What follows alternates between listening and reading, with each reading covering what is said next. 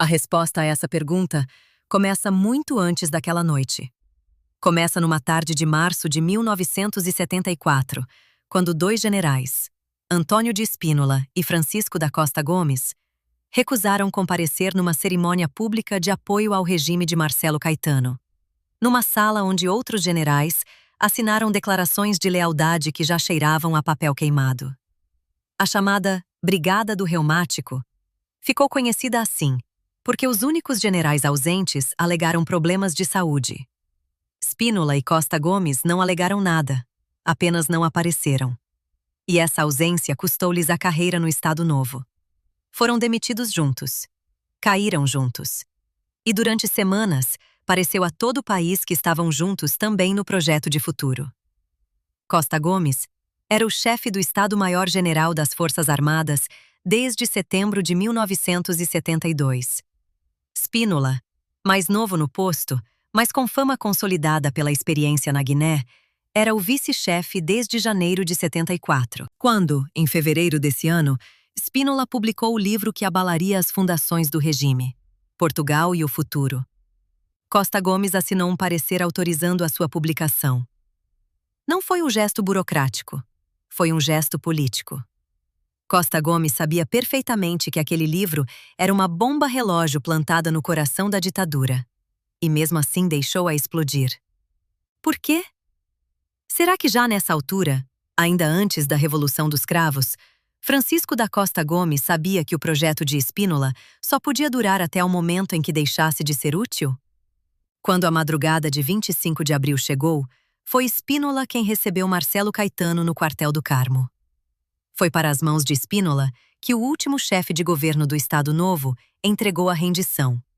Porque, segundo a versão oficial, só aceitaria render-se a um general, não a oficiais intermédios. Aquela cena ficou gravada na memória coletiva portuguesa.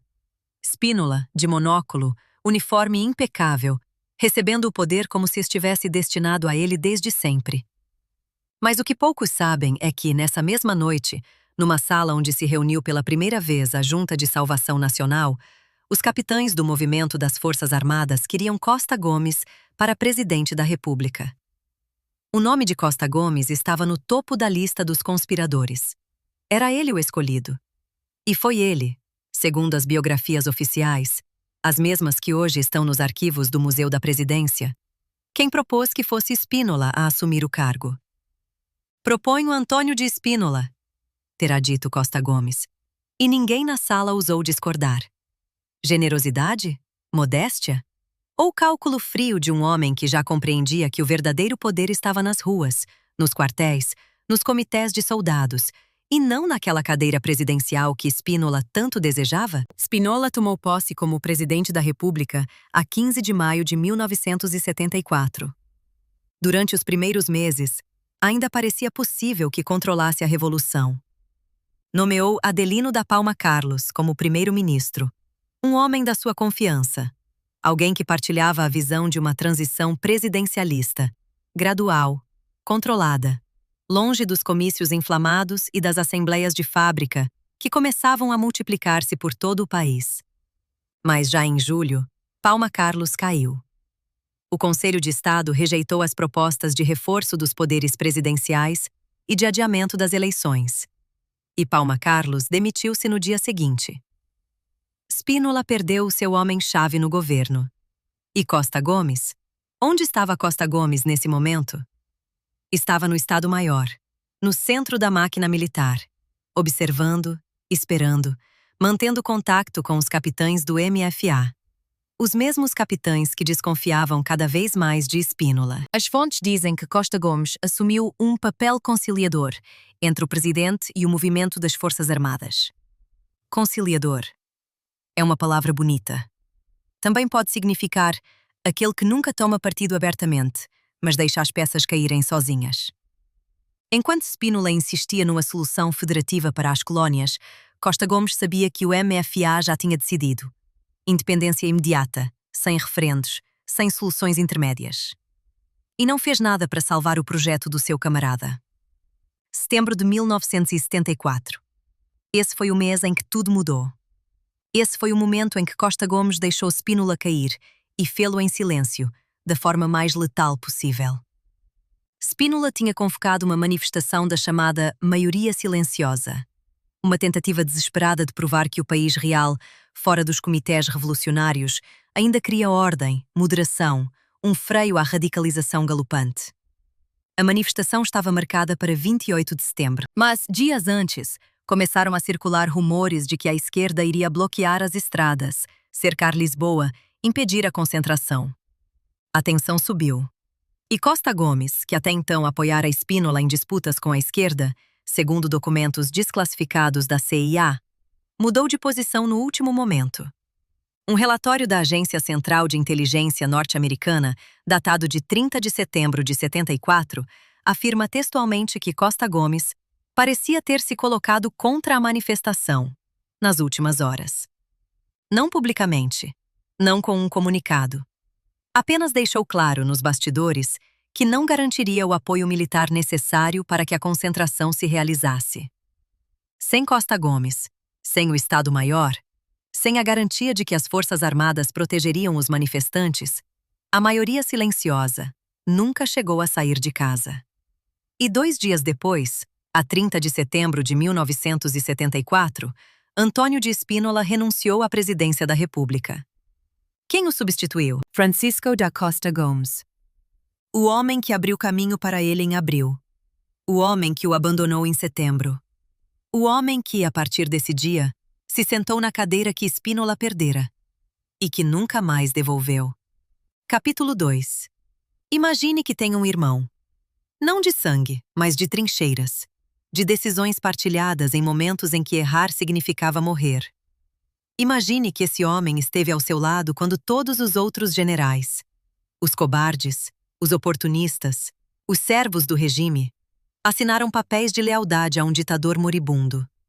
Imagine que foi esse homem quem autorizou a publicação do livro que mudaria a sua vida e a história do país. Agora, imagine acordar uma manhã e descobrir que ele decidiu que você já não era necessário. Que a revolução podia continuar sem si. Que o projeto pelo qual arriscou tudo, a carreira, a reputação, talvez até a vida, já não interessava a ninguém. Nem sequer ao homem em quem mais confiava. Foi isso que Antônio de Spínola sentiu, quando percebeu que Francisco da Costa Gomes o tinha abandonado. Não com uma facada pública, não com uma declaração nos jornais. Apenas com silêncio, com ausência. Com a recusa de estar ao seu lado no momento em que tudo estava a desmoronar-se. Spínola nunca compreendeu verdadeiramente o que estava a acontecer em Portugal depois do 25 de abril de 1974. Ele via assembleias populares e pensava, anarquia. Via ocupações de fábricas e pensava, caos. Via capitães do MFA a falar de descolonização imediata e pensava, traição ao império. Mas Costa Gomes via outra coisa. Via que o poder real já não estava nos gabinetes de Belém, nem nos decretos presidenciais, nem nos discursos solenes. O poder estava nas ruas, nos quartéis, nas reuniões clandestinas dos soldados que tinham derrubado a ditadura e que agora exigiam voz ativa sobre o futuro do país. Costa Gomes sabia isso porque passava horas a ouvir os capitães, enquanto Spínola se isolava cada vez mais no Palácio Presidencial, rodeado de conselheiros civis que ainda acreditavam que a revolução podia ser domesticada. E Costa Gomes deixou-o isolar-se. Não lhe disse, estás a perder terreno. Não lhe disse, os capitães já não confiam em ti. Não lhe disse, se continuares assim, vais cair. Ou talvez tenha dito, mas de uma forma tão ambígua, tão envolta em linguagem diplomática, que Spínola não percebeu o aviso. Há traições que não precisam de conspiração, bastam de omissão, de frases não ditas, de portas que se fecham devagar sem fazer barulho. A crise de setembro foi apenas o momento em que essa separação se tornou irreversível, mas os sinais já estavam todos lá. Em julho, quando Palma Carlos caiu, Spínola propôs um novo primeiro-ministro da sua confiança. O MFA rejeitou. Spínola aceitou a nomeação de Vasco Gonçalves, um oficial próximo do Partido Comunista, um homem que representava tudo o que Spínola temia. E Costa Gomes? Costa Gomes não protestou. Não disse, isto é um erro. Não tentou mediar para encontrar um nome de consenso. Apenas observou Spínola a engolir a derrota, a assinar o decreto de nomeação de um primeiro-ministro que trabalharia ativamente para neutralizar o poder presidencial. Foi nesse momento que Spínola devia ter compreendido. Costa Gomes já não estava do seu lado. Mas Spínola ainda acreditava na lealdade. Ainda acreditava que os laços forjados em março de 74, quando caíram juntos perante Marcelo Caetano, eram mais fortes do que as conveniências políticas do momento. Spínola acreditava em honra.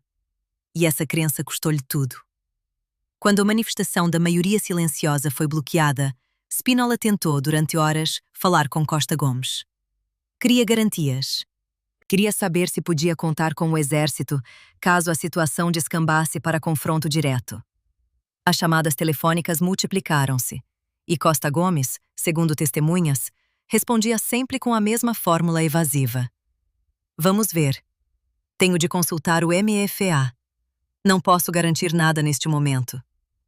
Não era um não, mas também não era um sim. Era o pior dos dois. Era a confirmação de que Spínola estava sozinho, de que já não havia ninguém disposto a arriscar a carreira, ou a vida, para o defender.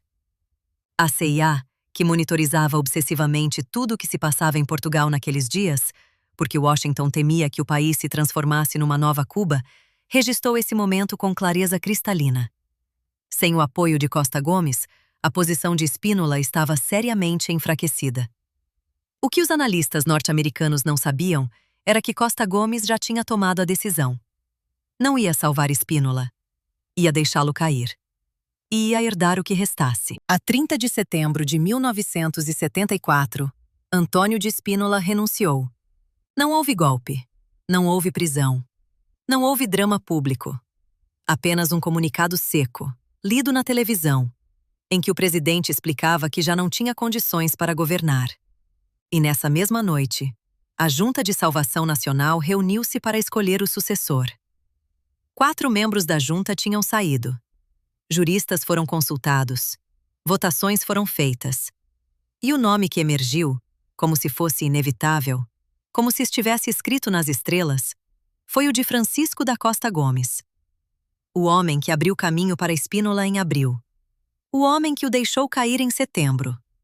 O homem que agora se sentava na cadeira presidencial, sem ter disparado um único tiro, sem ter dado um único golpe, sem ter assinado uma única ordem de prisão. Costa Gomes não precisou de conspirar contra Spínola. Bastou-lhe não o salvar. E nessa ausência calculada, nesse silêncio estratégico, conquistou o poder que Spínola perdera. Será que Spínola, naquela noite, quando viu o nome de Costa Gomes nos jornais, compreendeu finalmente o que tinha acontecido? Será que percebeu que o homem em quem mais confiava tinha sido, afinal, o único que podia tê-lo salvado, e que escolhera não o fazer? Capítulo 3. Há lugares em Lisboa que os turistas nunca veem. Corredores sob palácios governamentais, túneis que ligam edifícios militares a bunkers subterrâneos, salas trancadas onde arquivos confidenciais acumulam pó há décadas. E há um lugar em particular que quase ninguém sabe que existe. Uma rede de passagens secretas sob o Palácio de Belém, construída em tempos de Guerra Fria, quando os estrategas militares portugueses temiam tanto um ataque soviético como uma insurreição interna. Essas passagens foram desenhadas para permitir que o presidente da República fugisse, caso o palácio fosse cercado.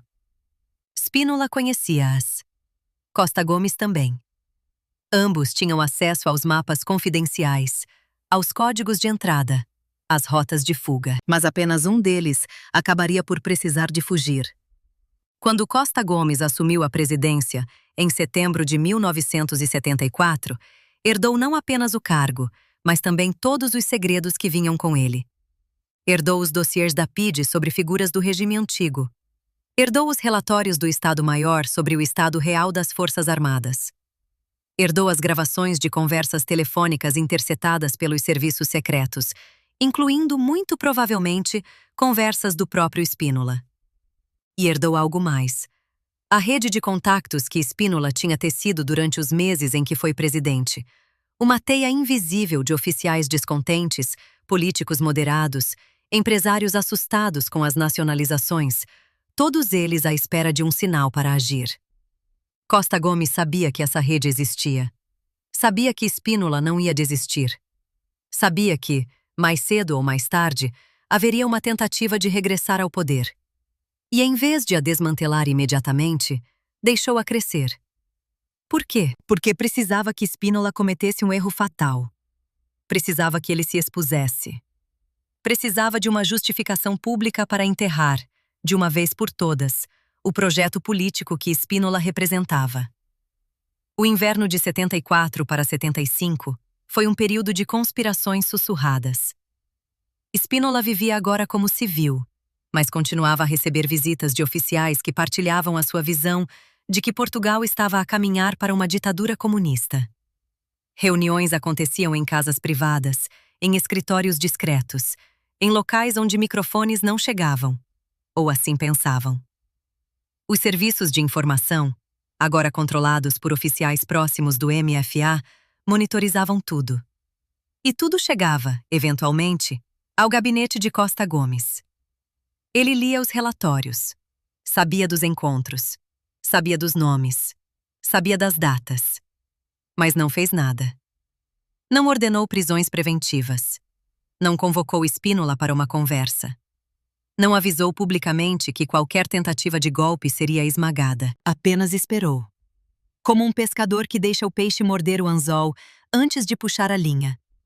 E então, entre fevereiro e março de 1975, chegaram as notícias de Espanha.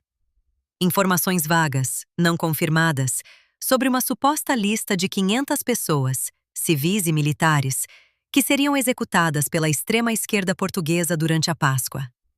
A chamada Matança da Páscoa. Até hoje ninguém sabe ao certo de onde veio essa informação. Alguns dizem que foi fabricada pelos serviços secretos espanhóis, outros que foi uma operação de intoxicação da própria esquerda portuguesa, outros ainda que tinha uma base real, mas foi exagerada até se tornar irreconhecível. O que importa é que Spínola acreditou. Acreditou que Costa Gomes, Vasco Gonçalves, o MFA, todos estavam a preparar um banho de sangue. Acreditou que tinha de agir rapidamente, antes que fosse tarde demais. E foi esse pânico, essa urgência fabricada ou real, que o empurrou para a armadilha final. 11 de março de 1975. De madrugada, aviões Cessna e helicópteros sobrevoaram Lisboa e atacaram o Regimento de Artilharia Ligeira número 1, na Pontinha. Paraquedistas vindos de Tancos cercaram o quartel. A ordem era simples: tomar o RAL-1, neutralizar os oficiais leais ao MFA, abrir caminho para que outras unidades se juntassem ao movimento. Mas o RAL resistiu, e as outras unidades não se juntaram. A escola prática de cavalaria, que devia ter saído, ficou nos quartéis. Os fuzileiros, que deviam ter bloqueado pontos estratégicos, não se mexeram. No quartel do Carmo, o mesmo onde Spínola recebera a rendição de Marcelo Caetano, oficiais tentaram prender o comando da GNR, mas acabaram cercados e renderam-se antes do meio-dia. Ao início da tarde estava claro: o golpe tinha fracassado. Spínola, que coordenava tudo de uma localização secreta, foi aconselhado a fugir. E fugiu, de helicóptero, atravessando a fronteira para a Espanha e depois para o Brasil, para o exílio. O general do monóculo, que 8 meses antes era o homem mais poderoso de Portugal, tornara-se um fugitivo. E Costa Gomes? Costa Gomes estava em Belém, presidindo as reuniões de emergência, tranquilo, controlado, como se tudo aquilo fosse apenas mais uma crise a gerir. Será que foi mesmo uma surpresa para ele? Ou será que sabia, desde o primeiro momento, que o golpe ia falhar? Porque os serviços de informação lhe tinham garantido que nenhuma unidade importante aderiria. Nessa noite, a chamada Assembleia Selvagem reuniu mais de 200 militares do MFA, membros da Junta de Salvação Nacional, e Costa Gomes. Discutiu-se o que fazer aos golpistas. Houve vozes a pedir fuzilamentos. Houve vozes a exigir o cancelamento das eleições marcadas para abril. E Costa Gomes, pela primeira vez em meses, tomou uma posição clara e firme. As eleições iam realizar-se. Não haveria execuções sumárias. Portugal não se transformaria numa ditadura militar de esquerda.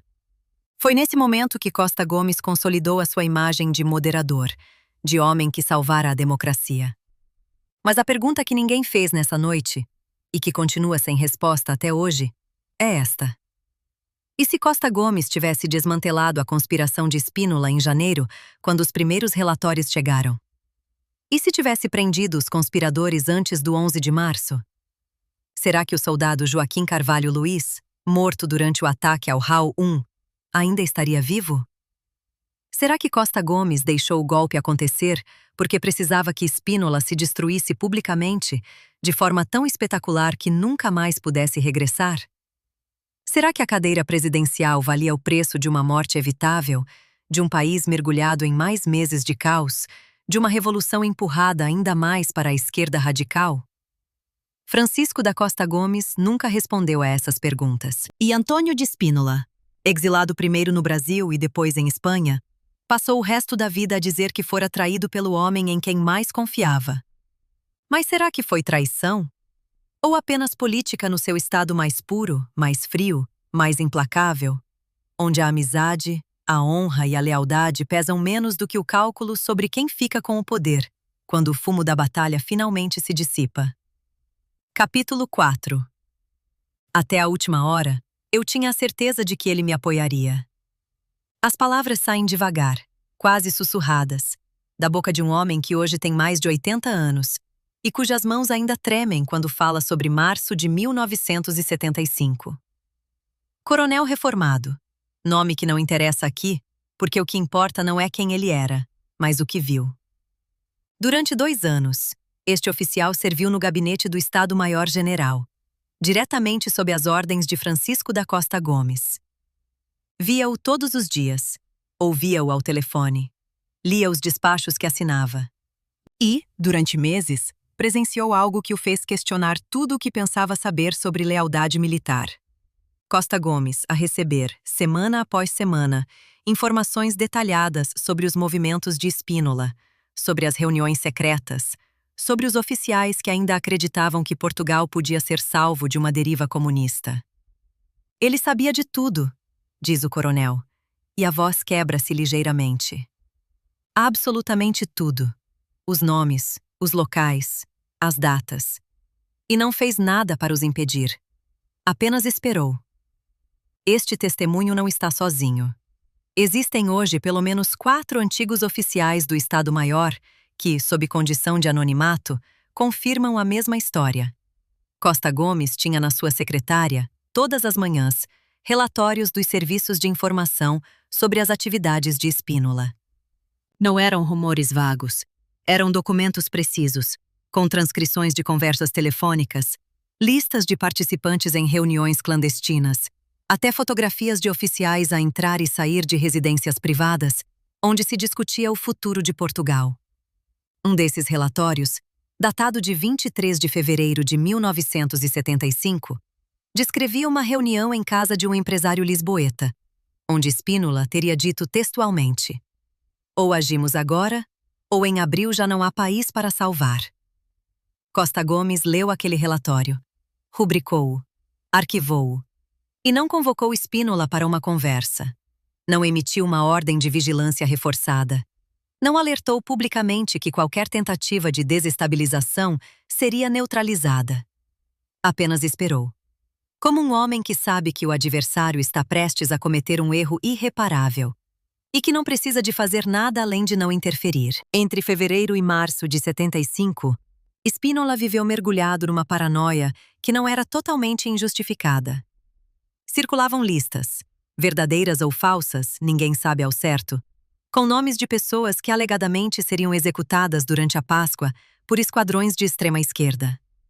500 nomes, diziam.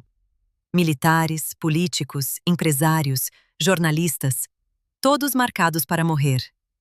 Spínola acreditou. Tinha de acreditar, porque era a única forma de justificar o que estava prestes a fazer. Trair a promessa que fizera a si próprio, de nunca voltar a pegar em armas contra portugueses. Um antigo oficial da Casa Militar de Spínola, que pediu para não ser identificado, mas que aceitou falar pela primeira vez sobre aqueles dias, Contou-me que Spínola passou noites sem dormir, lendo e relendo as informações que chegavam de Madrid, tentando perceber se eram reais ou se estavam a enganá-lo. Ele perguntava-me: "Achas que Costa Gomes sabe disto?" E eu não sabia o que responder, porque a verdade é que, se aquelas listas existissem mesmo, era impossível que o presidente da República não soubesse.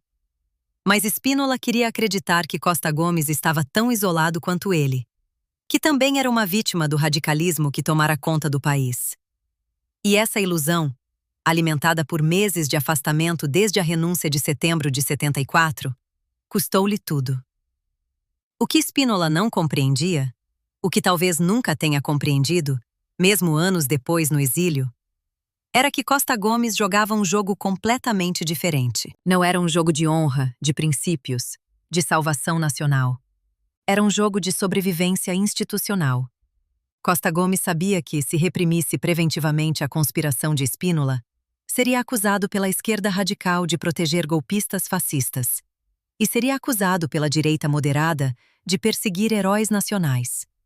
Mas, se deixasse o golpe acontecer e depois o esmagasse, teria nas mãos a justificação perfeita para radicalizar o processo revolucionário, neutralizar de vez a ameaça da direita militar e, ao mesmo tempo, apresentar-se como o homem que salvara a democracia, ao garantir que as eleições de abril se realizariam. E foi exatamente isso que fez. Spínola ofereceu-lhe, numa bandeja de prata, a crise perfeita. E Costa Gomes aproveitou-a até a última gota.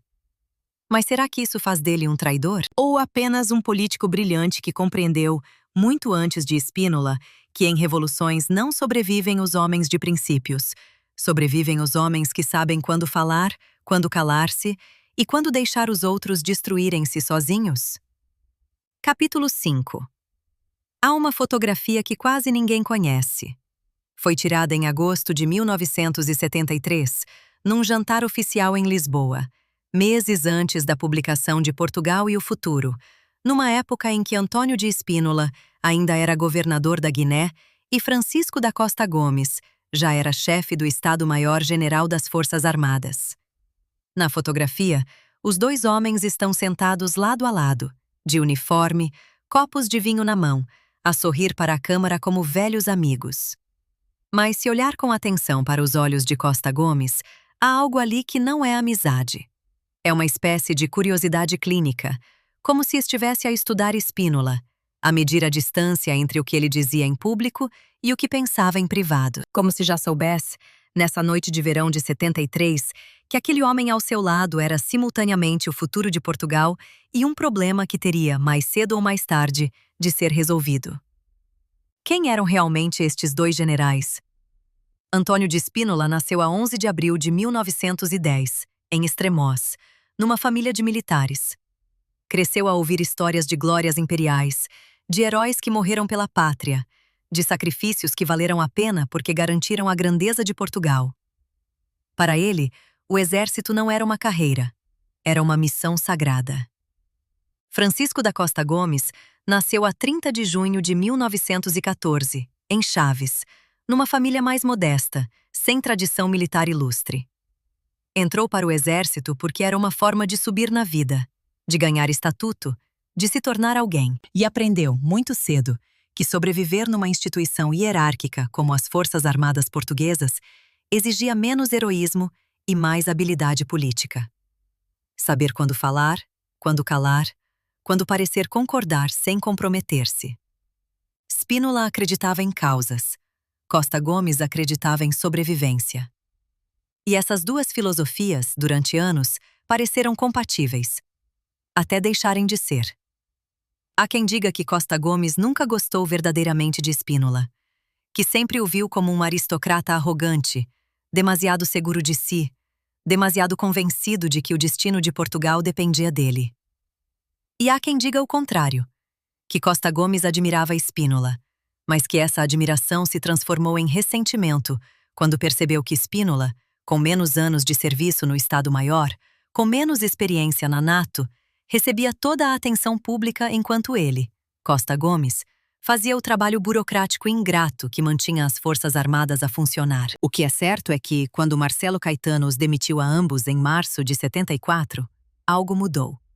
Spínola viu nessa demissão uma confirmação da sua importância. O regime tinha tanto medo dele que preferiu sacrificá-lo. Costa Gomes viu outra coisa. Viu que Spínola, com o seu livro incendiário, com as suas declarações públicas, com a sua recusa em manter o perfil discreto que qualquer oficial de alta patente devia ter, se tinha tornado politicamente radioativo. E que ele, Costa Gomes, fora arrastado nessa queda apenas por associação. Quando a Revolução explodiu, Costa Gomes teve de tomar uma decisão que definiria o resto da sua vida. Aceitar a presidência que os capitães lhe ofereciam ou entregá-la a Spínola. Se escolhesse a primeira opção, ficaria para sempre associado ao radicalismo do MFA, aos excessos revolucionários, às nacionalizações, às ocupações de terras. Se escolhesse a segunda, poderia manter-se numa posição intermédia, observar, esperar, ver qual dos lados venceria a luta pelo poder. E foi isso que fez. Propôs Spínola, deixou-o assumir o cargo. E, durante meses, assistiu ao seu camarada a esgotar-se em batalhas perdidas contra forças que não compreendia e que não conseguia controlar. Costa Gomes sabia que Spínola ia falhar.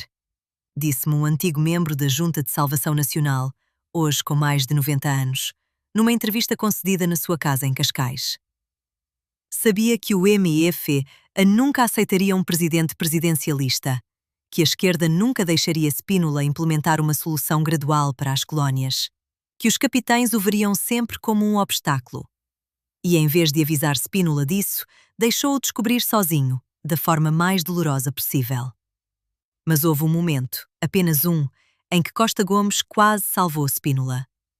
Foi em meados de setembro de 74, dias antes da crise da maioria silenciosa. Spínola convocou uma reunião urgente com os membros da Junta de Salvação Nacional. Queria discutir o adiamento das eleições, o reforço dos poderes presidenciais, a necessidade de travar a radicalização antes que fosse tarde demais. Costa Gomes ouviu-o durante mais de uma hora. No final, segundo testemunhas, disse apenas isto: "General, o país já não é o mesmo de abril. E nós também não somos os mesmos." Spínola não compreendeu o aviso. Pensou que Costa Gomes estava a falar do país, da revolução, das circunstâncias externas. Não percebeu que Costa Gomes estava a falar deles próprios, da amizade que tinham partilhado, da confiança que já não existia. Nessa noite, Spínola saiu da reunião convencido de que ainda podia contar com Costa Gomes. E Costa Gomes deixou-o acreditar nisso, porque sabia que um homem desesperado que ainda pensa ter aliados comete erros maiores do que um homem que já desistiu. 2 semanas depois, Spínola renunciou. E Costa Gomes herdou a presidência sem ter de pedir, sem ter de conspirar, sem ter de trair abertamente. Apenas teve de esperar que o amigo se afogasse e de não lhe estender a mão quando ele pediu ajuda. Capítulo 6. Nas câmaras de televisão, Francisco da Costa Gomes era a imagem da serenidade. Falava devagar, escolhia as palavras com cuidado, nunca se exaltava, nunca deixava transparecer emoções fortes. Os jornalistas chamavam-lhe a rolha ou a cortiça, porque parecia flutuar acima das tempestades políticas, sempre a amortizar choques, sempre a mediar conflitos, sempre no centro, mas nunca verdadeiramente comprometido com nenhum dos lados. Mas em privado, longe das câmaras e dos microfones, Costa Gomes era um homem diferente, um homem assombrado por insônias, que passava noites a reler relatórios médicos confidenciais, que tomava comprimidos para a tensão arterial e que, segundo o seu médico pessoal, que aceitou falar sob anonimato décadas depois, desenvolveu uma úlcera de estômago durante o período mais tenso do PREC, entre março e novembro de 75. Ele dizia-me que não conseguia comer sem sentir dores, contou o médico. E perguntava-me sempre a mesma coisa. Quanto tempo é que um homem aguenta a viver assim, entre dois lados que querem matá-lo, sabendo que qualquer erro pode custar-lhe a vida? Porque essa era a verdade que ninguém queria admitir publicamente. Depois do 11 de março, Costa Gomes não estava apenas a gerir uma crise política. estava a gerir a sua própria sobrevivência. A esquerda radical via-o como um moderado perigoso. Alguém que insistia teimosamente em manter eleições no momento em que, segundo eles, o que Portugal precisava era de um conselho revolucionário com poderes ditatoriais. À direita, os espinolistas, os oficiais que tinham participado no golpe falhado, viam-no como o traidor supremo, o homem que deixara a Spínola cair e que agora permitia que o país se transformasse numa ditadura comunista. E Costa Gomes, no meio deste fogo cruzado, sabia que qualquer passo em falso, uma palavra mal escolhida, uma reunião com a pessoa errada, uma decisão precipitada, podia significar o fim, não apenas do seu mandato, mas da sua vida. Porque em 1975, em Portugal, pessoas morriam por muito menos do que presidir a uma república em chamas. A sua família sabia disso. A mulher de Costa Gomes raramente aparecia em público, mas os poucos que a conheciam diziam que vivia aterrorizada. Tinha medo de atentados, de sequestros, de que uma manhã acordasse e descobrisse que o marido tinha sido assassinado por extremistas de um lado ou do outro. E essa paranoia não era infundada. Existem documentos desclassificados dos serviços secretos portugueses que revelam pelo menos 3 tentativas de atentado contra a vida de Costa Gomes, entre março e julho de 75. Todas frustradas, todas abafadas. Nenhuma tornada pública na época, porque divulgar essas informações teria sido admitir que o país estava à beira da guerra civil. Um desses planos, descoberto em maio, envolvia um grupo de oficiais ligados ao golpe de março, que planeava emboscar o carro presidencial numa estrada entre Lisboa e Sintra. Outro, em junho, previa o envenenamento da comida servida num jantar oficial com diplomatas estrangeiros. Costa Gomes soube desses planos. Leu os relatórios. E não disse nada à família, porque sabia que, se a mulher soubesse o quão perto a morte andava, perderia completamente a sanidade mental. Mas há algo ainda mais perturbador do que o medo físico. Há o custo psicológico de viver uma dupla vida. Em público, Costa Gomes apresentava-se como o homem que salvara a democracia, que impedira os radicais de cancelarem as eleições, que conduzira Portugal através do período mais perigoso da sua história recente. Mas em privado, nos arquivos médicos confidenciais que só foram tornados públicos décadas depois da sua morte, há registros de consultas psiquiátricas não oficiais. O médico que o acompanhava, não um psiquiatra formal, porque isso seria demasiado comprometedor, mas um neurologista com experiência em distúrbios de ansiedade, prescreveu-lhe, em abril de 75, medicação para episódios de angústia aguda e pensamentos intrusivos relacionados com decisões políticas passadas. Traduzindo, Costa Gomes estava a ser devorado pela culpa, pela dúvida, pela pergunta que o perseguia todas as noites, quando as luzes se apagavam. E se tivesse salvado Spínola em setembro? E se tivesse impedido o golpe de março antes que começasse? Quantas vidas teria poupado? Quantas mortes poderia ter evitado? Valeu a pena o preço que pagou? A solidão, o medo, a traição de um amigo. Para se sentar numa cadeira que talvez nunca devesse ter sido sua? Há quem diga que Costa Gomes nunca se perdoou. Que viveu o resto da vida, 26 anos depois de deixar a presidência, até morrer em 2001, a tentar justificar as decisões que tomara em 74 e 75. Que rejeitava convites para falar sobre Spínola. Que evitava jornalistas que faziam perguntas demasiado diretas. Que nos últimos anos, quando já estava doente e frágil, às vezes acordava à meio da noite e perguntava à mulher: "Achas que ele me perdoou?" Ela nunca soube se o ele era Spínola, ou Deus, ou a história.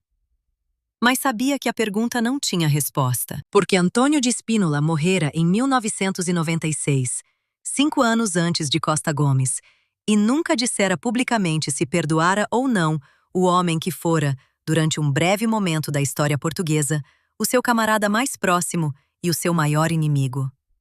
E agora ambos estão mortos. As suas versões da verdade estão enterradas com eles.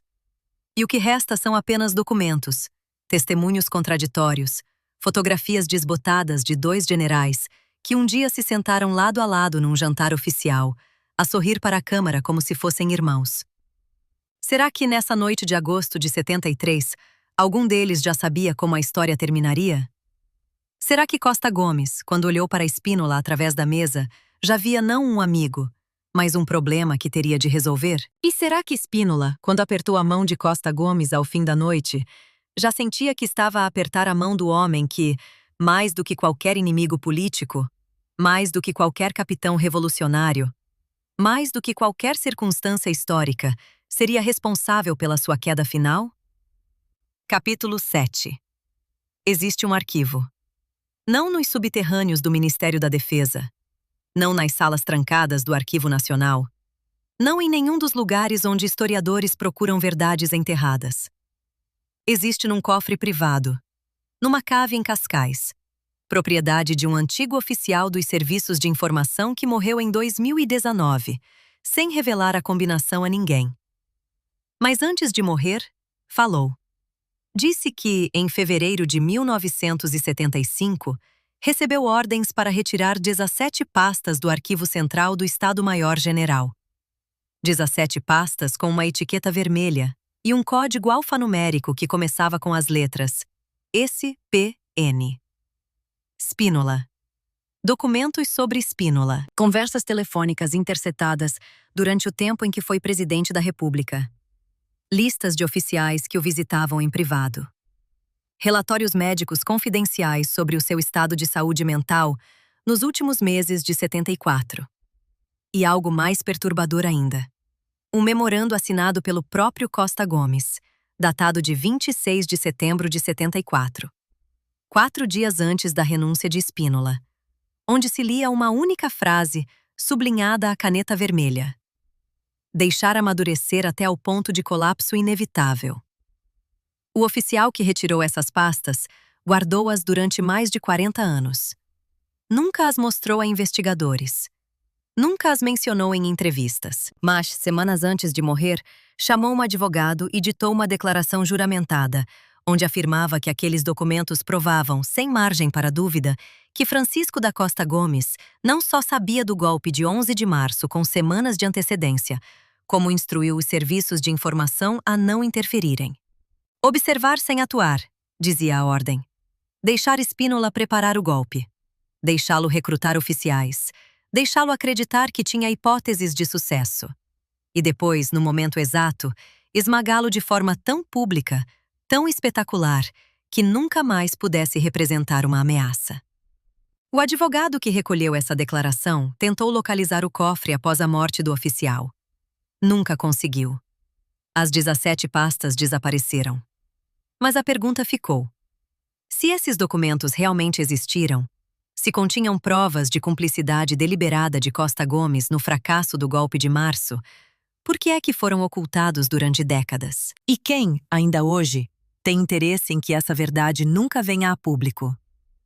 Entre outubro de 74 e março de 75, Antônio de Spínola viveu numa espécie de limbo político.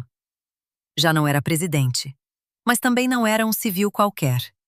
Continuava a ser general. Continuava a ter acesso à informação privilegiada.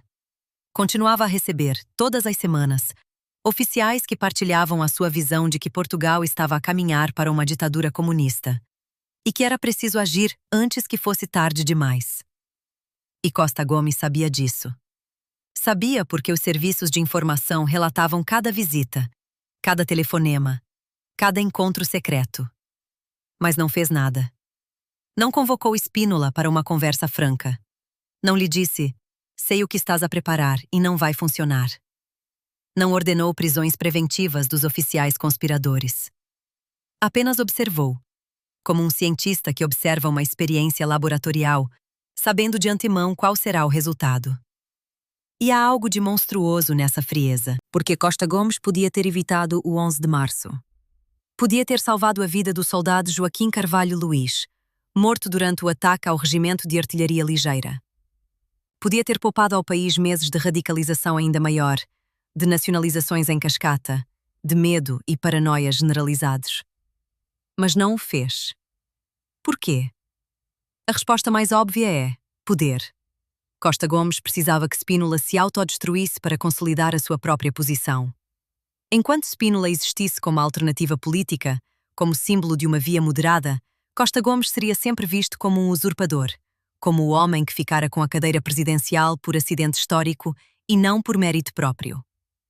Mas se Spínola se transformasse num golpista falhado, num traidor da Revolução, num fugitivo exilado em Espanha, então Costa Gomes deixaria de ser o sucessor acidental e passaria a ser o salvador da democracia. E foi exatamente isso que aconteceu. Após o 11 de março, a narrativa oficial transformou Costa Gomes no herói que impedira um golpe fascista e garantira a realização das eleições de abril. Spínola, por sua vez, foi apagado da história como se nunca tivesse existido. Os livros escolares não falam dele. As comemorações do 25 de abril raramente mencionam o seu nome. E quando o fazem, é sempre como uma nota de rodapé, um erro corrigido pela história. Um general que não compreendeu que os tempos tinham mudado. Mas será que foi mesmo assim? Ou será que Spínola foi deliberadamente empurrado para uma armadilha por um homem que conhecia cada um dos seus movimentos, cada uma das suas fraquezas, cada um dos seus medos, e que usou esse conhecimento não para o salvar, mas para o destruir?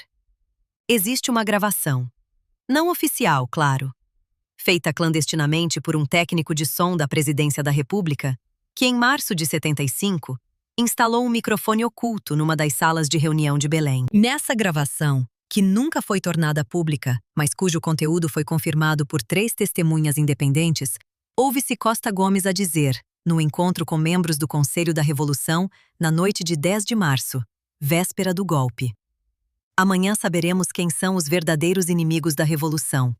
E quando soubermos, agiremos em conformidade. Não era uma previsão, era uma certeza. Costa Gomes sabia o que ia acontecer no dia seguinte. Sabia que Spínola tentaria tomar o poder. Sabia que o golpe falharia. E sabia que, no fim, seria ele, Costa Gomes, quem ficaria de pé sobre os escombros da última tentativa de travar a radicalização revolucionária. A única coisa que não sabemos, porque a gravação foi interrompida nesse momento, é se ele sorriu quando disse aquelas palavras. Se sentiu alguma coisa parecida com prazer ao antecipar a queda do homem que, 18 meses antes, considerava um camarada. Ou se, pelo contrário, foi apenas mais uma tarefa burocrática, fria, necessária, como assinar um despacho ou autorizar uma transferência de tropas. Porque talvez seja isso o mais aterrorizante sobre Francisco da Costa Gomes. Não que fosse cruel, mas que fosse completamente indiferente. Que visse a destruição de Antônio de Spínola não como uma tragédia pessoal, mas como um problema administrativo que finalmente estava prestes a ser resolvido. E nessa indiferença, há qualquer coisa mais assustadora do que qualquer conspiração deliberada poderia alguma vez ser. Capítulo 8. Quando Antônio de Spínola assumiu a presidência da República em maio de 1974, tinha 64 anos. Parecia mais novo. O porte militar impecável, os ombros ainda direitos, o olhar firme por detrás do monóculo que se tornara a sua imagem de marca. Mas, nos arquivos médicos confidenciais do Hospital Militar Principal, documentos que só foram desclassificados em 2015, quase 20 anos após a sua morte, há um relatório assinado pelo seu médico pessoal, datado de 28 de setembro de 74, o dia em que a manifestação da maioria silenciosa foi bloqueada. O médico escreveu: paciente apresenta sinais de exaustão extrema, tensão arterial em níveis preocupantes, tremor nas mãos, insônia crônica relatada há pelo menos 6 semanas. Recomendo repouso absoluto e afastamento temporário de funções de elevado estresse. 2 dias depois, Spínola renunciou. Oficialmente por razões políticas. Mas o corpo já tinha decidido antes da mente. Francisco da Costa Gomes sabia disso. Tinha acesso aos mesmos relatórios médicos. Sabia que Spínola estava a desmoronar-se fisicamente sob o peso da presidência. Sabia que as noites sem dormir, os confrontos constantes com o movimento das Forças Armadas, a sensação de isolamento crescente, estavam a consumi-lo por dentro. E, em vez de sugerir que tirasse uns dias de descanso, em vez de lhe oferecer apoio, Costa Gomes aumentou a pressão. Convocava reuniões de última hora. Exigia pareceres urgentes sobre decisões militares. Criava situações onde Spínola era forçado a escolher entre ceder às exigências do MFA ou entrar em confronto direto com oficiais que já não o respeitavam. E, cada vez que Spínola cedia, uma parte dele morria. Não fisicamente, isso viria mais tarde, mas psicologicamente, espiritualmente. Naquela parte do homem que acredita que a sua vida tem um propósito maior do que apenas sobreviver mais um dia. Há fotografias de Spínola tiradas em agosto de 74, um mês antes da renúncia. Nelas, vê-se um homem que envelheceu 10 anos em 4 meses. O cabelo mais branco, as rugas mais fundas, os olhos. Os olhos. Já não têm aquele brilho de certeza que tinham em abril. Há ali qualquer coisa de derrotado, de quebrado. Como se soubesse que estava a lutar uma batalha perdida, mas não conseguisse parar, porque parar significaria admitir que toda a sua vida, toda a sua carreira, todo o sacrifício na Guiné não tinha servido para nada. E os arquivos. Os malditos arquivos. Em 14 de março de 75, 3 dias após o golpe falhado, uma equipa de oficiais dos serviços de informação entrou nos escritórios onde Spínola tinha trabalhado durante o tempo em que foi presidente. Levaram tudo. Documentos pessoais, correspondência privada, apontamentos manuscritos, gravações de reuniões. 347 páginas de material classificado desapareceram nesse dia. Oficialmente, foram transferidas para o Arquivo Central do Ministério da Defesa. Mas, quando investigadores tentaram consultá-las décadas mais tarde, descobriram que 208 dessas páginas tinham sido destruídas. Quem deu a ordem?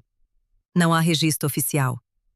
Mas há um memorando interno, datado de 15 de março de 75, assinado por um oficial subordinado ao gabinete de Costa Gomes, onde se lê: material sensível relativo ao período presidencial de ASR, eliminado conforme Protocolo de Segurança Nacional. ASR. Antônio Sebastião Ribeiro de Spínola. O que continham essas 208 páginas? Conversas entre Spínola e Costa Gomes, onde se discutia o futuro de Portugal? Provas de que Costa Gomes prometera apoio e depois recuara?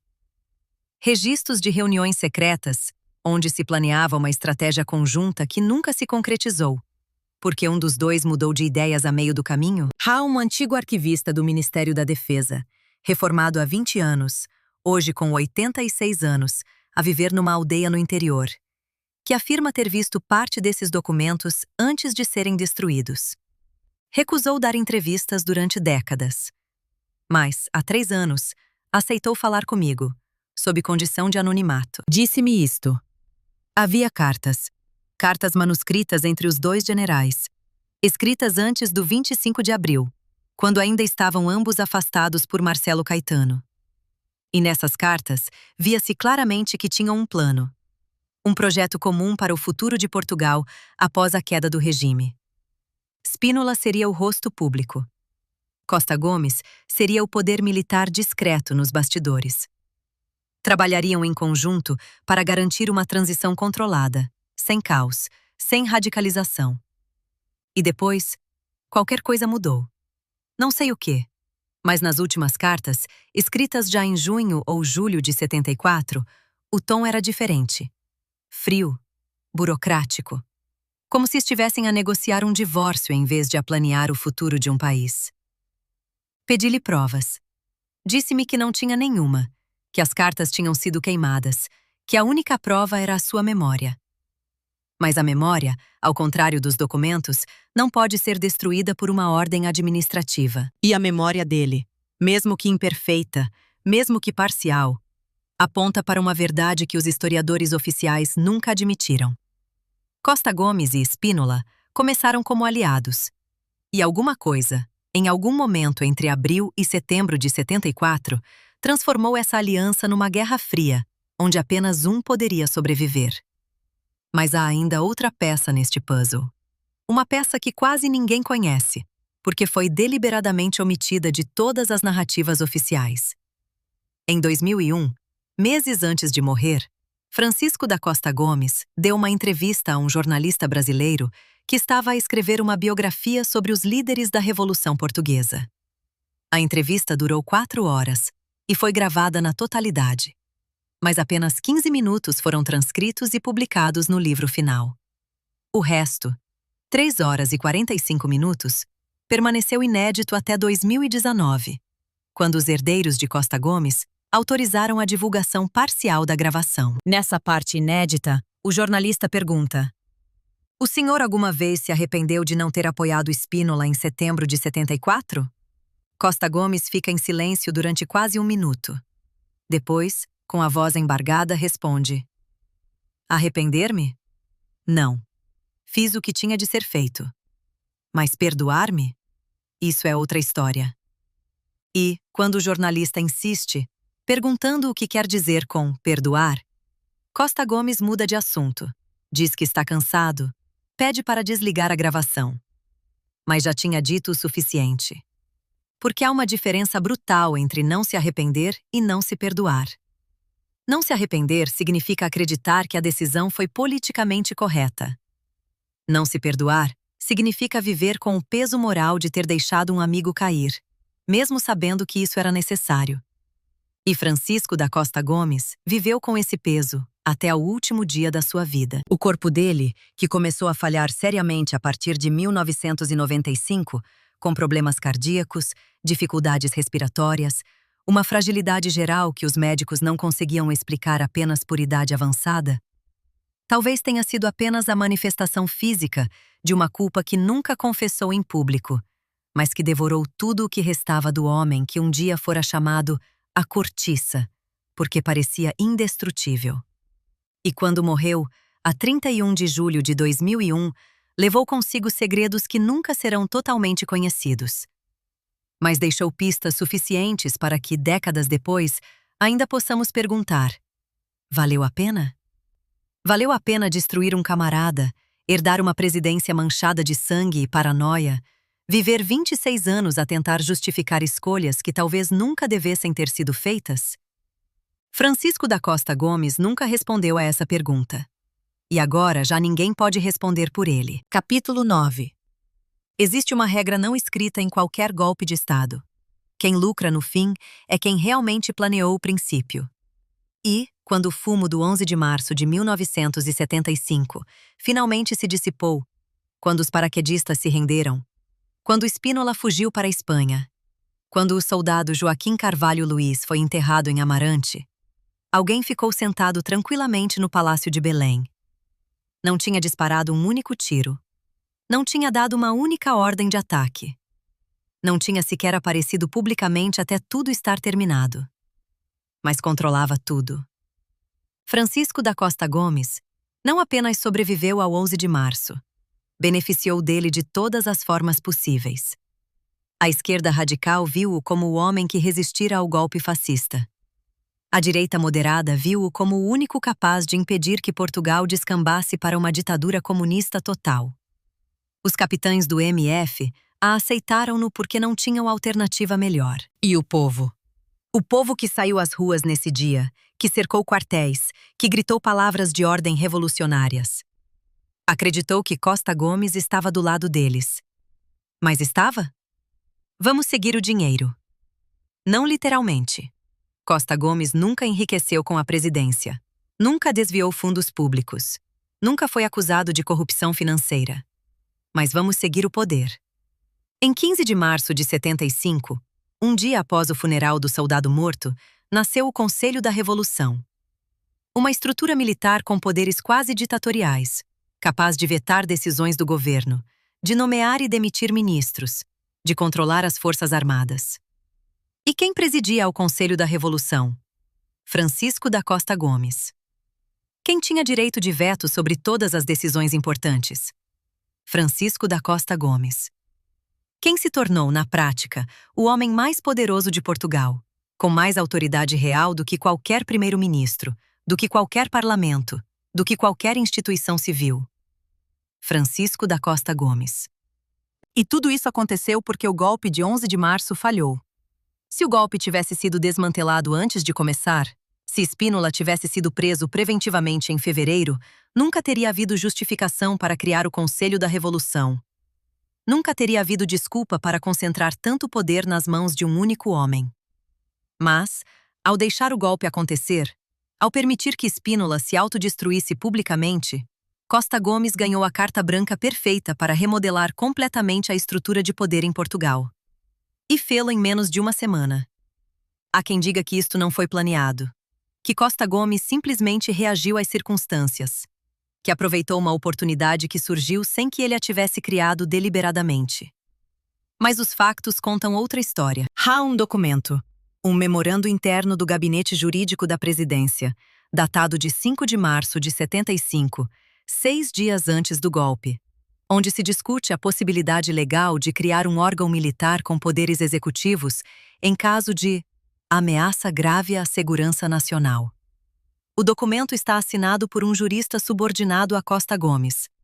Ou seja, antes do golpe acontecer, já havia quem estivesse a preparar a solução institucional que seria implementada depois do golpe. Coincidência? Ou prova de que alguém sabia exatamente o que ia acontecer e já tinha preparado a resposta antes mesmo de a pergunta ser feita? E há mais. Nas semanas que se seguiram ao 11 de março, Portugal viveu a maior vaga de nacionalizações da sua história. Bancos, seguradoras, empresas industriais, tudo passou para o controle do Estado.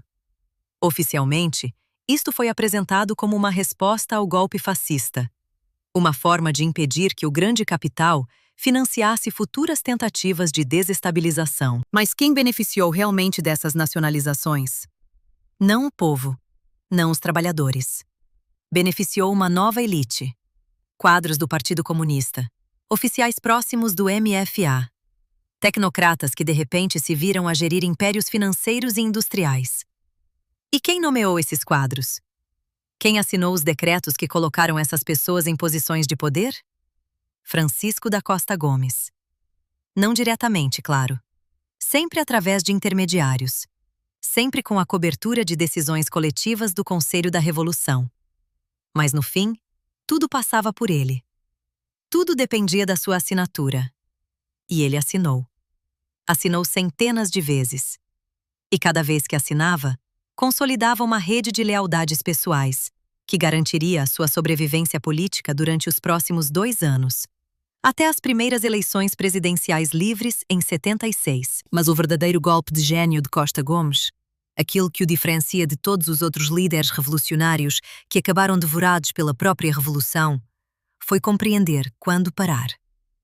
Em novembro de 75, quando a esquerda radical tentou ir ainda mais longe, quando houve pressões para cancelar eleições e instaurar uma ditadura do proletariado, Costa Gomes disse não.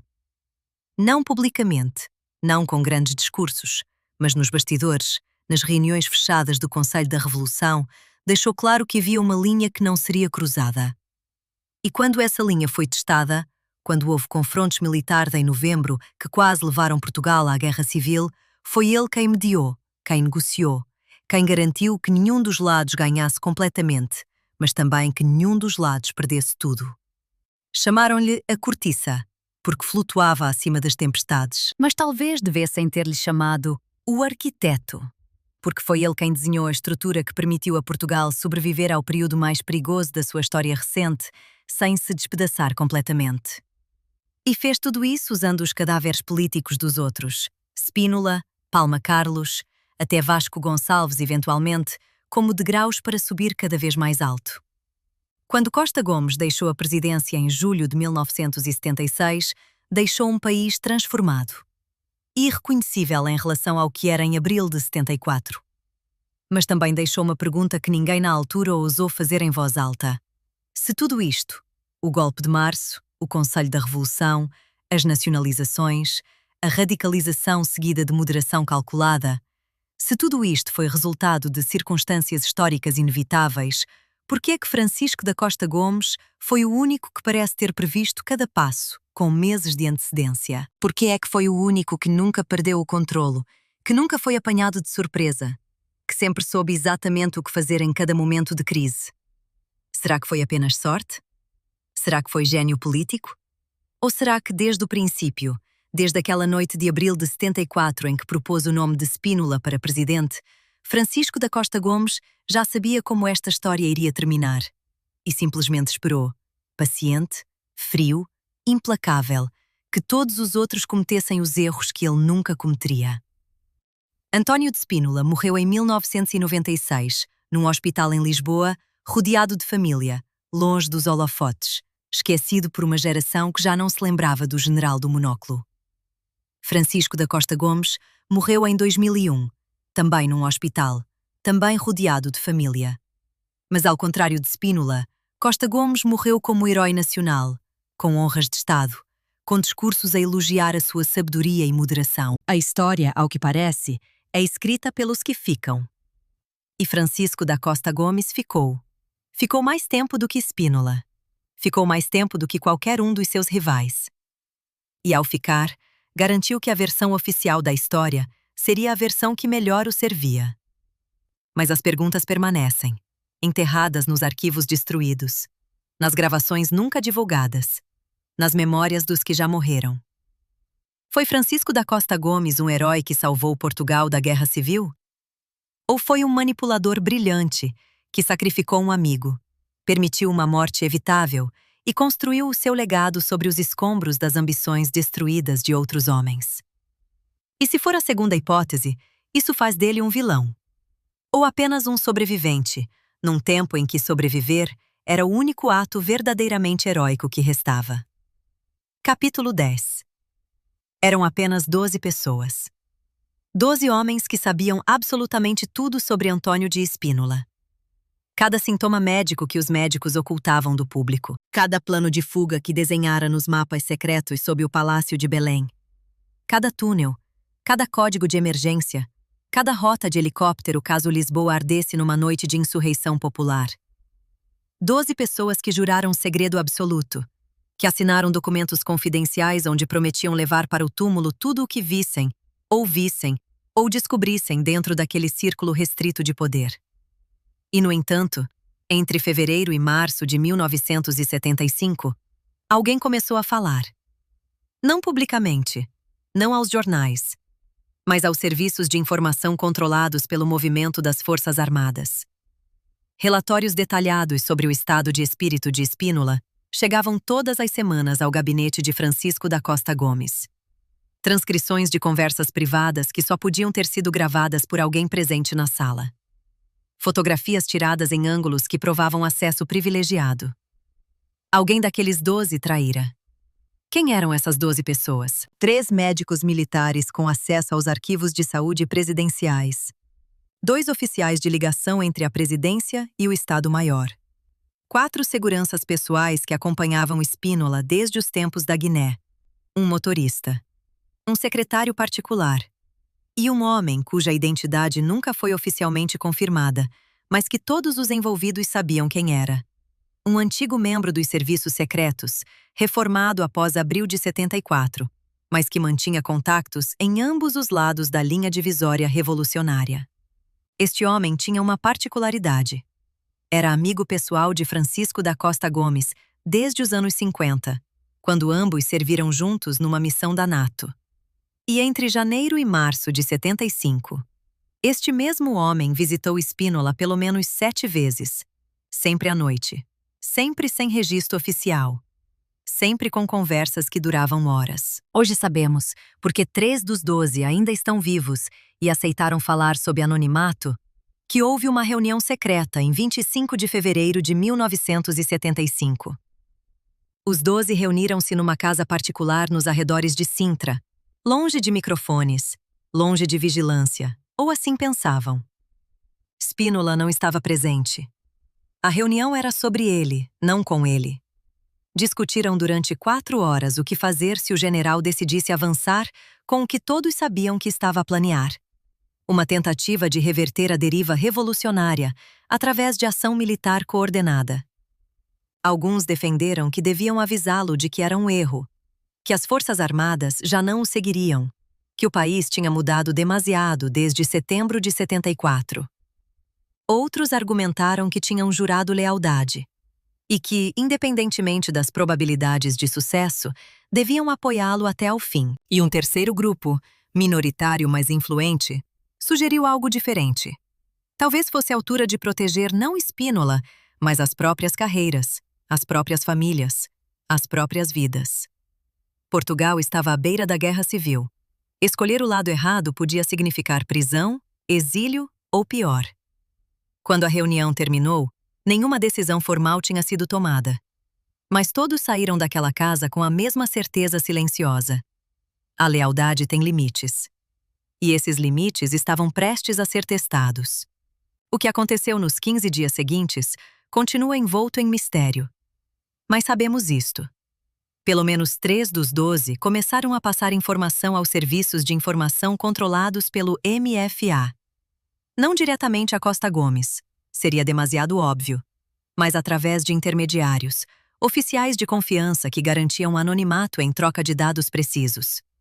Queriam saber: quando Spínola planeava agir? Que unidades militares tinha garantias de apoio? Onde estaria no momento do golpe? E os 12, ou pelo menos alguns deles, responderam a todas essas perguntas. Spínola estava cercado por pessoas em quem confiava, pessoas que tinham jurado protegê-lo. E essas mesmas pessoas venderam-no peça por peça nos dias que antecederam 11 de março. Quando os aviões atacaram o regimento de artilharia ligeira naquela madrugada, Costa Gomes já sabia de tudo. Sabia a hora exata, sabia os alvos, sabia que unidades não adeririam, sabia que o golpe falharia, e sabia porque alguém dos 12 lhe dissera. Ou talvez não apenas um, talvez vários. Talvez todos, menos Spínola, confiassem mais em Costa Gomes do que no general que juraram defender. Há uma lista. Nunca foi publicada oficialmente, mas 3 investigadores independentes confirmaram a sua existência em arquivos desclassificados dos serviços de informação militares. Chama-se Relatório Capa. Data de 14 de março de 75, 3 dias após o golpe falhado. Identifica 11 nomes, não 12, 11. Como tendo fornecido informação crítica que permitiu neutralizar a tentativa de 11 de março antes que se transformasse em conflito prolongado. 11 dos 12. Apenas um permaneceu leal até ao fim. E esse homem, segundo o relatório, foi preso na manhã de 12 de março, interrogado durante 3 dias e libertado sem acusações formais. Mas nunca mais trabalhou. Nunca mais teve acesso à informação confidencial. Nunca mais foi convidado para reuniões onde se decidia o futuro de Portugal. Porque a lealdade, em tempos revolucionários, não é uma virtude. É uma estupidez perigosa. E Francisco da Costa Gomes, que compreendia isso melhor do que qualquer outro líder daquele período, garantiu que os 11 traidores fossem protegidos, recompensados com cargos discretos, transferências para posições seguras longe do escrutínio público, enquanto o único leal foi marcado como alguém em quem nunca mais se podia confiar. Porque se permanecera fiel a Spínola, quem garantia que não se viraria contra Costa Gomes no futuro? A máquina trituradora da Revolução não distinguia entre honra e traição, apenas entre os que sobreviviam e os que desapareciam. E os 12 aprenderam essa lição da forma mais brutal possível. Metade deles através da recompensa silenciosa pela traição, a outra metade através do castigo invisível pela lealdade. Capítulo 11. Pela primeira vez em 49 anos, vou dizer a verdade. O homem à minha frente tem 92 anos. Cabelo completamente branco, mãos que tremem levemente, mas olhos ainda lúcidos, ainda capazes de fúria contida, quando fala sobre aqueles dias de 1975. Durante décadas recusou todas as entrevistas, todos os pedidos de investigadores, todos os apelos de historiadores que queriam ouvir a sua versão. Mas hoje, numa tarde fria de janeiro, sentado na sala de estar da sua casa nos arredores de Lisboa, decidiu quebrar o silêncio. Foi um dos oficiais de ligação entre Spínola e o Estado-Maior, durante o período entre a renúncia de setembro de 74 e o golpe de março de 75. Viu tudo, ouviu tudo. E o que me conta nos próximos 90 minutos é perturbador, não pelos segredos que revela, mas pela frieza com que descreve a destruição calculada de um homem que acreditava ainda ter amigos. Spínola vivia numa bolha. Começa. Uma bolha criada pelas pessoas mais próximas dele. Pessoas que lhe diziam aquilo que ele queria ouvir, em vez daquilo que precisava de saber. Diziam-lhe que ainda tinha apoio nas Forças Armadas. Mentira. Diziam-lhe que o povo estava farto da radicalização. Meia verdade, mas irrelevante politicamente. Diziam-lhe que Costa Gomes era um moderado, que no fundo partilhava as suas preocupações. Isso era a maior mentira de todas.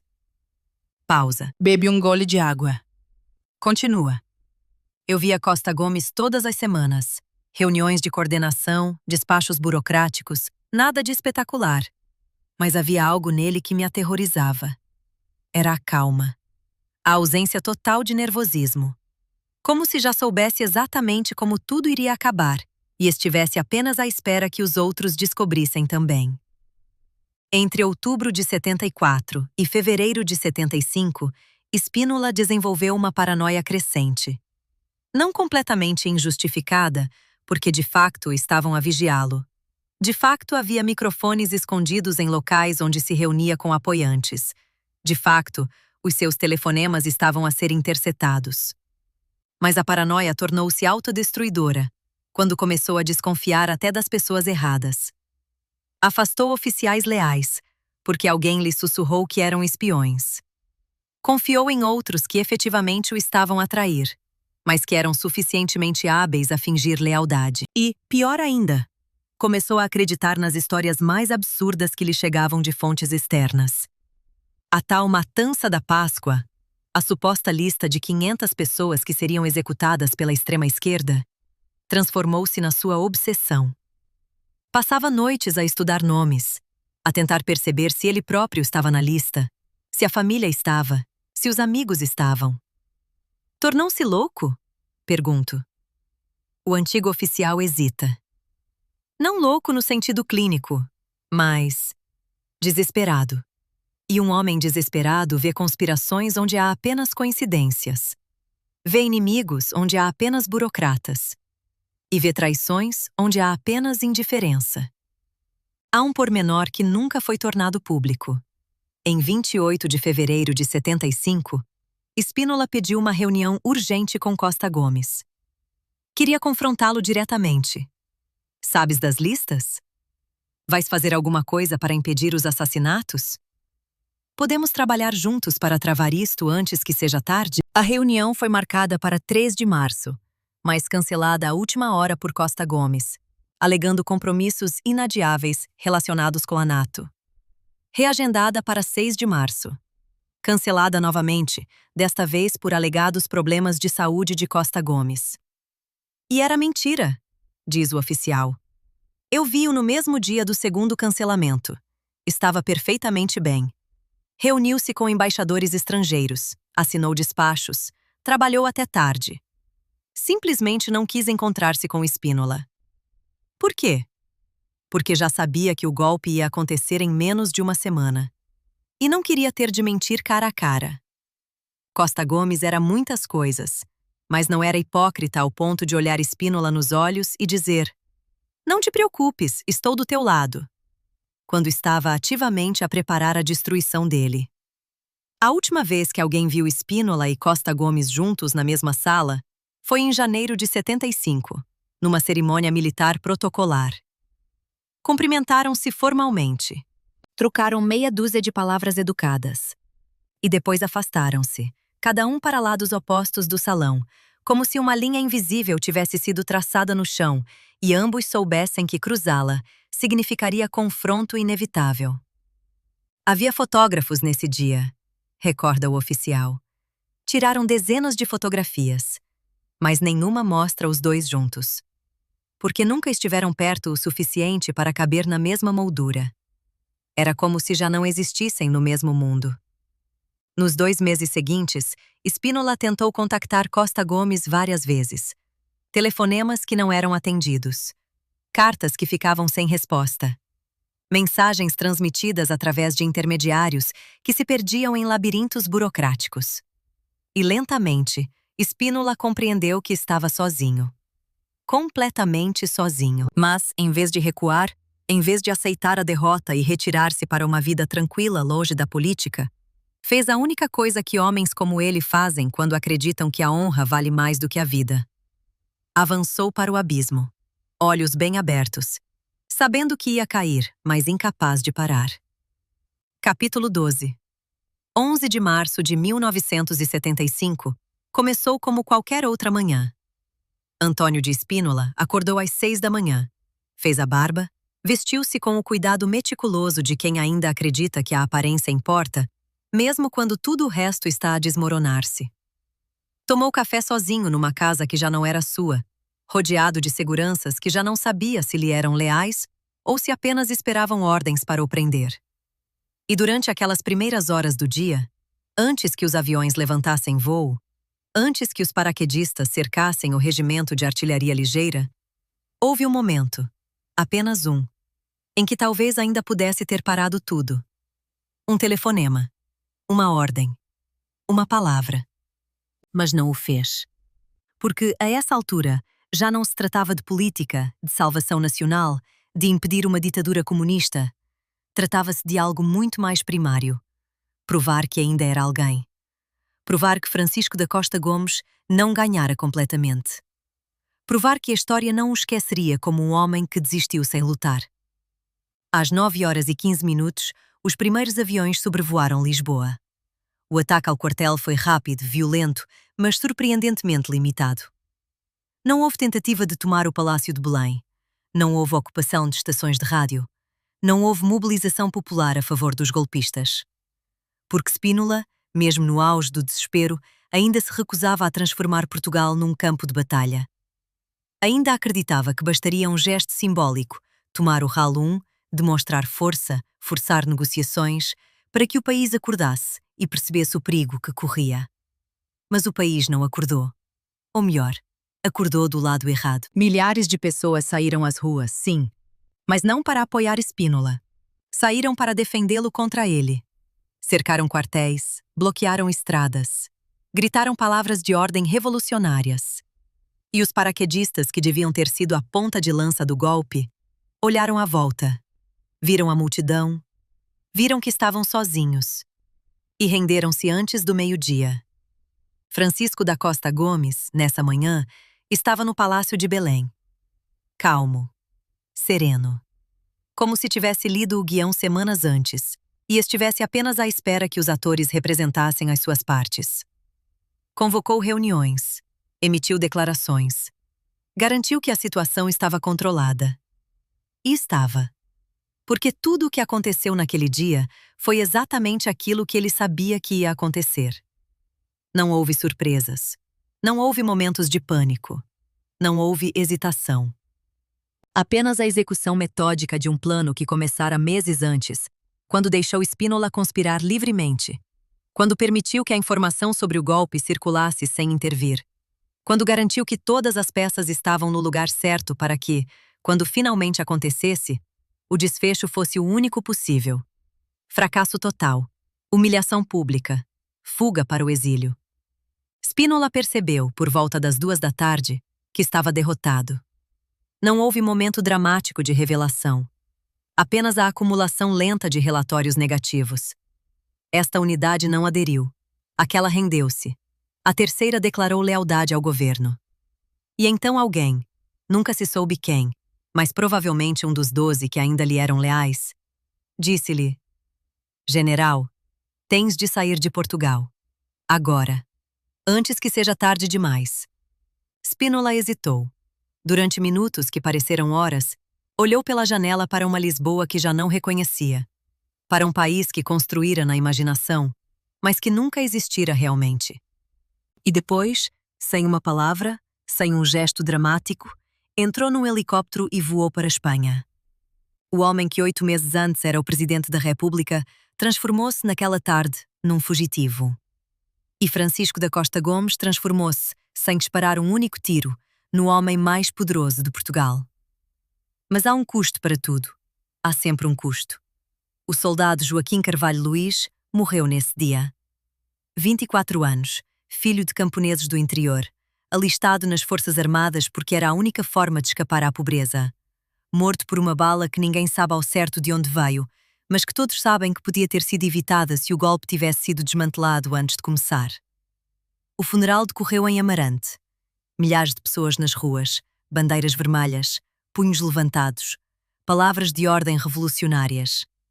E, em todo esse espetáculo de luto transformado em propaganda política, ninguém perguntou: por que é que este rapaz teve de morrer? Por que é que Costa Gomes, sabendo de tudo, não impediu o golpe antes que houvesse vítimas? A resposta é simples e brutal. Porque uma morte confirmava a narrativa. Um mártir era útil. Um soldado morto por golpistas fascistas justificava tudo o que viria a seguir. O Conselho da Revolução, as nacionalizações, a perseguição aos spinolistas, a consolidação do poder nas mãos de Costa Gomes. Joaquim Carvalho Luís não morreu por Portugal. Morreu porque a sua morte servia aos interesses de quem sobreviveu. E essa verdade, que nunca foi dita em voz alta nas décadas seguintes, é talvez a mais terrível de todas as verdades sobre aqueles dias de março de 75. Não se tratava de ideologia, de revolução, de salvação nacional. Tratava-se de poder. De quem o tinha, de quem o queria, e de quantas vidas estavam dispostos a sacrificar para o manter. Final. Quando o fumo finalmente se dissipou, quando os paraquedistas regressaram aos quartéis, quando Spínola aterrou em Espanha e Costa Gomes assinou os primeiros decretos do Conselho da Revolução, Portugal acordou para um país irreversivelmente transformado. Mas o que aconteceu às pessoas que viveram aqueles dias? O que foi feito das famílias, dos traidores, dos leais, dos que ganharam e dos que perderam tudo? A família de Spínola viveu anos de exílio silencioso. Primeiro no Brasil, depois em França. Sempre à espera de que a história mudasse de direção e lhes permitisse regressar com honra. Regressaram, eventualmente, mas não como heróis. Regressaram como fantasmas de um passado que o país queria esquecer. Antônio de Spínola morreu em agosto de 1996, num hospital de Lisboa, sem grande cerimônia, sem reconhecimento oficial do que fora ou do que tentara ser. Os jornais publicaram obituários educados, mas distantes, como se estivessem a falar de alguém que pertencera a uma época tão remota que já não importava. E talvez tivessem razão, porque para a geração que cresceu depois da Revolução, Spínola não era um herói traído, nem um vilão derrotado. Era apenas um nome em livros escolares, uma fotografia antiga, um monóculo que simbolizava um tempo que ninguém queria revisitar. Francisco da Costa Gomes viveu mais 5 anos do que Spínola. Reformou-se da presidência em julho de 1976, após as primeiras eleições presidenciais livres. Retirou-se para uma vida tranquila, longe dos holofotes, raramente dando entrevistas, nunca escrevendo memórias detalhadas. Quando morreu em julho de 2001, houve honras de Estado, elogios oficiais, discursos sobre o homem que salvara a democracia. Mas quem esteve presente no funeral notou algo estranho. Pouquíssimos antigos camaradas de armas. A maior parte dos que tinham vivido aqueles dias ao seu lado já tinha morrido, ou então escolhera ficar em casa, talvez porque sabiam segredos que preferiam não recordar, mesmo através da presença silenciosa num cemitério. Os 12 que cercavam Spínola dispersaram-se pelo país. Alguns emigraram, outros reformaram-se antecipadamente. Um morreu em circunstâncias nunca totalmente esclarecidas, num acidente de automóvel em 1978. Há quem diga que sabia demasiado e que alguém garantiu o seu silêncio permanente, mas nunca houve provas. Os 3 que ainda vivem recusam-se a falar publicamente, mesmo agora, quase 50 anos depois. O medo permanece. Ou talvez seja vergonha, porque trair um amigo por razões políticas pode ser justificado na altura. Mas carregar essa memória durante décadas é um peso que nenhuma ideologia consegue aliviar completamente. E Portugal? Portugal tornou-se uma democracia. Imperfeita, como todas, mas uma democracia. As eleições de abril de 75 realizaram-se, como Costa Gomes prometera. O país não descambou para uma ditadura comunista. Não explodiu em guerra civil. Sobreviveu. Mas a que custo? Quantas vidas poderiam ter sido poupadas se as conspirações tivessem sido desmanteladas antes de se tornarem golpes? Quantas famílias não teriam sido despedaçadas pelo exílio, pela prisão, pelo medo constante? E mais importante ainda, quem realmente beneficiou de tudo isto? Não o povo, certamente. O povo ganhou o direito ao voto, mas pagou com anos de instabilidade econômica, de nacionalizações selvagens que arruinaram empresas e destruíram carreiras, de uma revolução que prometeu liberdade, mas que durante meses se pareceu perigosamente com apenas outra forma de opressão. Os historiadores oficiais dirão que Costa Gomes foi o moderador necessário, o homem que impediu os excessos, que garantiu a transição democrática. E talvez seja verdade. Mas há outra verdade, menos confortável, menos adequada para discursos oficiais. Costa Gomes foi também o homem que deixou um amigo afundar-se, que permitiu uma morte evitável, que usou a tragédia de outros para construir o seu próprio legado. E essa dualidade, herói e manipulador, salvador e traidor, é o que torna a sua história tão fascinante e tão perturbadora ao mesmo tempo. Mas a pergunta que permanece, a pergunta que nenhum arquivo destruído pode apagar, que nenhum testemunho oficial pode responder definitivamente, é esta. Será que Francisco da Costa Gomes, nos seus últimos dias, quando o corpo já falhava e a mente vagueava entre presente e passado, terá alguma vez acordado à meio da noite e visto o rosto de Antônio de Spínola a olhar para ele através das décadas? Terá sentido, mesmo que por um segundo, o peso de todas as escolhas que fez, de todos os silêncios que manteve, de todas as traições que cometeu ou permitiu e, se sentiu, terá pedido perdão a Deus, à história, ao amigo que deixou cair, antes que a escuridão final o levasse? Nunca saberemos. Porque os mortos não falam. E os vivos que sabem a verdade já aprenderam há muito tempo que há segredos que é mais seguro levar para o túmulo do que partilhar com um mundo que talvez não esteja pronto para os ouvir. Mas a história tem uma forma cruel de ressurgir quando menos esperamos. Arquivos são desclassificados. Testemunhas decidem finalmente falar. Documentos escondidos durante décadas aparecem em caves esquecidas. E quando isso acontecer, quando alguém finalmente encontrar as 17 pastas que desapareceram em fevereiro de 75, talvez então possamos responder à única pergunta que realmente importa. Quem realmente traiu quem naqueles dias de março? Foi Costa Gomes quem traiu Spínola ao abandoná-lo no momento decisivo? Ou foi Spínola quem traiu Portugal ao tentar reverter pela força uma revolução que, para o bem e para o mal, já tinha mudado irreversivelmente o destino do país? E será que essa distinção entre traição pessoal e traição nacional ainda faz algum sentido quando olhamos para trás, através de quase meio século de distância, sabendo que ambos os homens, no fim, perderam? Spínola perdeu o poder, a dignidade, o reconhecimento histórico que tanto desejava.